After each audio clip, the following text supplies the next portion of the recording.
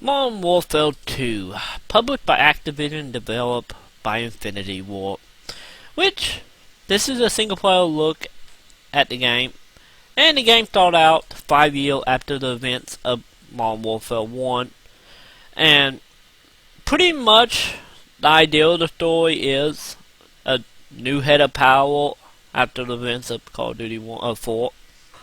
McAvoy decided, hey, I am gonna just start a war between America and Russia, and his idea of just doing this is putting up by a sense of terrorism by attacking a Russian airport.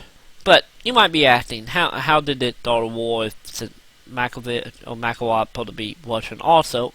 Is best conclusion I came to is he knew he was being investigated by the Americans, and one of his teammates was an American spy, so hey, let's blame it all on him.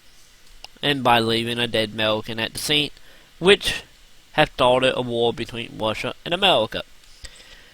And pretty much the story on the American side is just telling the story of the invasion of America and just trying to hold the ground. On the other side of the story is a team investigating McAvoy and trying to prove that he was the one behind the terrorist attack. The story is pretty much at its highest is whenever you're on more of a slow-paced mission, and mainly the story can be kind of confusing at times, but whenever Captain Price is in, whatever mission you're doing, the story seems a little more grounded and a little more simple to wrap your head around. And it just seemed like Infinity Ward they did a better job at all these slower paced missions, because the pure chaos mission that I guess you could say Call of Duty is somewhat known for doesn't seem to have the magic that it had in Call of Duty 4 or Call of Duty 2. So, it's a fun ride from beginning to end. By the end of it, you're not really satisfied or anything. Like coming out of a movie that was just so-so. It was an interesting 6 hours, and I recommend that 6 to 7 hours, however long it might take you, depending on your difficult setting.